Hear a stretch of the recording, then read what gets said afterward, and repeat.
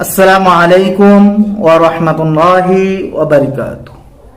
আমি হাবিবুল্লাহ, আপনারা দেখছেন জিনের চিকিৎসা মিডিয়া। সম্মানিত ভাই ও বোনেরা, ইনশাআল্লাহ আজ আমি আপনাদেরকে বলে দেওয়ার চেষ্টা করব, একটি রোগীকে আপনি বারবার চিকিৎসা করাই দিচ্ছেন, তারপর ওই রোগীটা সুস্থ হচ্ছে না, এখন আপনি কি করবেন? সম্মানিত ভাই, সে উদ্দেশ্যে আজকের আমার এই ভিডিওটি বানানো। তাহলে চলুন কথা না বাড়িয়ে আজকের মূল বিষয় নিয়ে আলোচনা করা যাক। সম্মানিত ভাই, ভিডিওটি সম্পূর্ণটাই দেখবেন। যদি টেনে টেনে দেখেন তাহলে কোনো কিছুই বুঝবেন না। জিনের চিকিৎসা মিডিয়া চ্যানেলটি যদি ভাই সাবস্ক্রাইব না করে থাকেন, সাবস্ক্রাইব করে দেন, পাশের বেল আইকনটি বাজিয়ে দেন, অল সিলেক্ট করে দেন। আর যদি আগে থেকে সাবস্ক্রাইব করে থাকেন তাহলে আপনাকে অসংখ্য অসংখ্য ধন্যবাদ। সম্মানিত ভাই, কথাগুলো খেয়াল করে শুনবেন। জিন এবং জাদুর প্রত্যেকটা রোগী কোরআনের মাধ্যমে ইনশাআল্লাহ সুস্থ হবে, কিন্তু আমাদের দুই একটি ভুলের কারণে এই রোগীগুলো সুস্থ হয় না। প্রথমত আমরা যে ভুলটা করে থাকি তা হচ্ছে আমরা বিভিন্ন চাকচমককে, বিভিন্ন ম্যাজিকে আমরা বিশ্বাস হয়ে যাই, ওই কবিরাজের প্রতি বিশ্বাস করে ফেলি, যার কারণে আমরা কোরআনের কোনো তদবিরের প্রতি আস্থা রাখি না। এমনকি এরকম অনেক ভাই আছে যে এটা খুব খারাপ জিন, খুব খারাপ জাদু, এটা খুব পিছলা, এটা কোরআনে কাজ হবে না, এটা কুফরি মুফরি করা লাগবে, এরকম সরাসরি মুসলমান, অনেক মুসলমান আছে তারা বলে থাকে। এই যে আমাদের একটা বিশ্বাস, কোরআনের প্রতি অবিশ্বাস, যে কোরআন দ্বারা এগুলো হবে না, কোরআন দ্বারা শুধু ভালো জিনদেরই কাজ হবে আর খারাপ জিনের কোনো কাজ হবে না, এই বিশ্বাসের কারণে অধিকাংশ রোগীগুলো সুস্থ হয় না। জাদুঘরের কাছে যাচ্ছে, ওই জাদুগুলো জাদু দিয়ে নষ্ট করার চেষ্টা করতেছে। তাহলে কিভাবে হবে ভাই? আপনি অন্ধকারকে অন্ধকার দিয়ে কিভাবে ধ্বংস করবেন? আপনি অন্ধকারের ভিতরে আলো জ্বালাই দিলেই না অন্ধকার দূর হবে? অন্ধকারের ভিতরে যদি আপনি আলো না জ্বালাই দেন, অন্ধকার কখনো দূর হবে না। তাই আপনি সবসময় চেষ্টা করবেন যারা কোরআনই তদবির করে, তাবিজ কবজের ব্যবসা করে না, তাদের কাছে যাওয়ার জন্য। দ্বিতীয় নম্বর কথা হচ্ছে সময়ের বিষয়, যে আপনি প্রত্যেকটা রোগী আর এই চেষ্টা করে যে এই কবিরাজের কাছে গেলেই কবিরাজগুলো জিনগুলোকে জবাই করে দেবে, পুড়ে ফেলবে, রোগী সুস্থ হয়ে যাবে, এরকম একটা ধারণা নিয়ে যায়। কেন ভাই এরকম ধারণা নিয়ে কেন যাচ্ছেন আপনি? কবিরাজের কোনো বাপের শক্তি আছে জিনগুলোকে জবাই করার, পুড়ে ফেলার? আছে এরকম? না। আল্লাহ তাআলা রব্বুল আলামিনের কাছে কবিরাজে দোয়া করবে কোরআনের মাধ্যমে, আমার আল্লাহ তাআলা রব্বুল আলামিন চাইলে উত্তম ফয়সালা দিবেন, উত্তম ফয়সালা দিবেন আমার আল্লাহ তাআলা রব্বুল আলামিন। এই যে আপনি প্রতিদিনই জ্বালাই ফেলার জন্য কবিরাজের কাছে দরবার দিচ্ছেন, আপনার রোগী কি সুস্থ হচ্ছে? সুস্থ হচ্ছে না।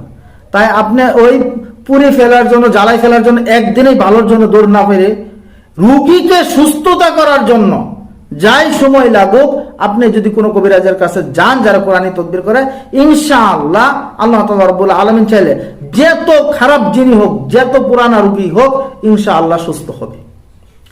যদি আপনি আজকেই ভালো করতে চান তাহলে কবিরাজে কখনো আপনাকে এই সঠিক চিকিৎসা দিবে না। তিনি আপনাকে মনের কথায়, আপনি যে একটা মনের ধারণা তার কাছে প্রকাশ করছেন, এই জন্য তিনি আপনাকে চাকচমক দেখাইয়া, তার বেড়াগিরি দেখায়, তার বরত্ব দেখায় চিকিৎসা দেবে, রোগীর কোনো ফায়দা হবে না।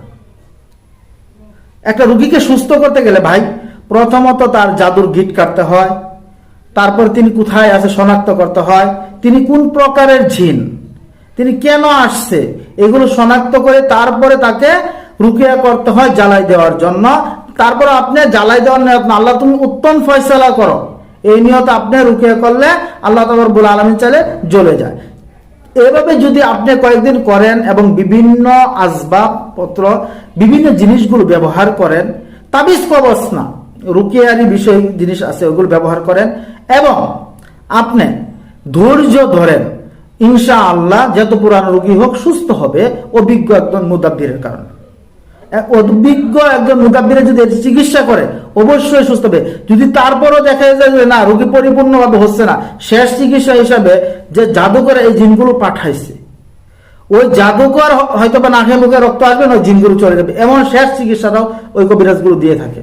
আপনারা এই শেষ চিকিৎসা শেষ পর্যন্ত না দেখে আপনারা কি করেন, চাকচমক দেখতে যান, যার কারণে রোগীগুলো সুস্থ হয় না। তাই আমি আপনাদের প্রতি দুইটা অনুরোধ। এক নম্বর, প্রথমত আপনারা কোরআনী চিকিৎসা নেবেন। যেই জিনের রোগীগুলো সুস্থ হচ্ছে না, দূর থেকে ক্ষতি করতেছে, অথবা অনেক দিন যাবত চিকিৎসা করা হচ্ছে, কোনো পরিবর্তন আসতেছে না, ওদেরকে আপনি কোরআনি চিকিৎসা নেন। দ্বিতীয় নম্বর, আপনি ওই চিকিৎসা নেন যেটা প্রকৃত চিকিৎসা, কোনো চাকচমক্য না। আপনি যাই বলবেন না যে আজকে শেষ করে ফেলেন, আজকে মেরে ফেলেন, আজকে পুড়ে ফেলেন, ভাই এগুলো না বলে প্রকৃত যে হুজুর আপনার কাছে আসছি, আল্লাহ তাআলা রাব্বুল আলামিন চাইলে আপনার উসিলা করে রোগী সুস্থ হবে, ওই পর্যন্ত আপনি চিকিৎসা করেন যেই পর্যন্ত আপনার সাধ্য কোলা। একটা কবিরাজ তো শেষ পর্যন্ত যদি না পারে তিনি বলবে যে ভাই আমি পারতেছি না, কিন্তু আপনারা দৌড়াদৌড়ি করতেছেন। আরেকটি বিষয় যে টাকার বিষয়, ভাই আরেকটা খেয়াল করে দেখবেন, একজন মুদাব্বির কথা আমার উদাহরণটা আমি দিই।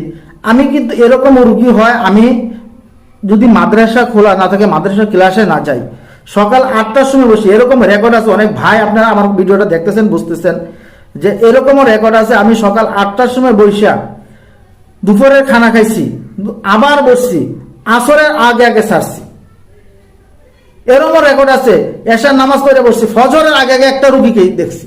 তাহলে আমি যদি এতটুকু পরিশ্রম করি, অবশ্যই আমি যদি এক জায়গায় ধান কাটতে যাই, রোয়া লাগাইতে যাই, অথবা ভ্যান চালাইতে যাই, অটো চালাইতে যাই, আমার 500-1000 টাকা তো পাওয়া যাবে।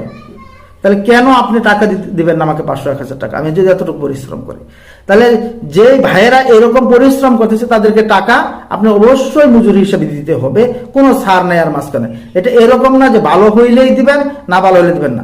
আপনার বিশ্বাস থাকতে হবে যে কোরআনের মাধ্যমে রোগী সুস্থ হবেই হবে ইনশাআল্লাহ, আল্লাহ তাআলা রাব্বুল আলামিন চাইলেন। এবং আমার ধৈর্য ধরতে হবে এবং হুজুরের যেটা হক ওটা আদায় করতে হবে, ইনশাআল্লাহ সুস্থ হবে।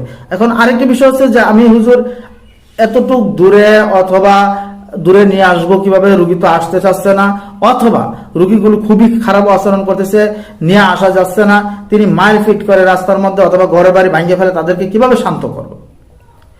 এই টাইমে আপনি যেটা করবেন তা হচ্ছে সূরা বাকারা সম্পূর্ণ আগে একবার রেকর্ডিং তাকে শোনাবেন। শোনানোর পর আপনি যে কোনো একজন আলেমের মাধ্যমে এই সূরা বাকারাটা পড়ে প্রত্যেক পৃষ্ঠায় পৃষ্ঠায় পানিতে ফুঁক দিবেন এবং থুথু দিবেন। তারপরে এই পানি পড়াটা খাওয়াই নিয়ে আসবেন, ইনশাল্লাহ রুগী আপনাকে আর ডিস্টার্ব করবে না, রুগী চলে আসবে কবিরাজের বাড়ি পর্যন্ত, কোনো রকমের সমস্যা হবে না। জি সম্মানিত ভাই, আমি আপনাদেরকে আসলে আমি ভিডিওটা অনেক রকমের নিতে চাচ্ছিলাম, কিন্তু আমি ঘামতেছি, বিদ্যুৎ নাই, যার কারণে আমি সংক্ষেপে করতেছি যে আপনার কোরআনি চিকিৎসা নেবেন, কোনো চাকচমক্য না, শর্ত একটাই, রুগীকে আপনি যতটুকু পারা যায় সুস্থ করেন আপনার সাধ্য মতো। আল্লাহ তাআলার কাছে দোয়া করবেন, কবিরাজও দোয়া করতে হবে যে আল্লাহ তাআলা রাব্বুল আলামিন আমি কে। আমি দ্বিতীয়তে একটা ভিডিও দিচ্ছি যে কবিরাজের চিকিৎসাটা কিভাবে শুরু করবে। এই ভিডিওটি এই পর্যন্তই। ভিডিওটি ভালো লাগবে সকলে দোয়া করবেন, আপনারা দ্বিতীয় ভিডিওটা দেখেন, ইনশাআল্লাহ কবিরাজের চিকিৎসাটা শুরু করবে কিভাবে আমি বলে দিতেছি। জি সম্মানিত ভাই, আজকের ভিডিওটি এই পর্যন্তই। আসসালামু আলাইকুম ওয়া রাহমাতুল্লাহি ওয়া বারাকাতুহু।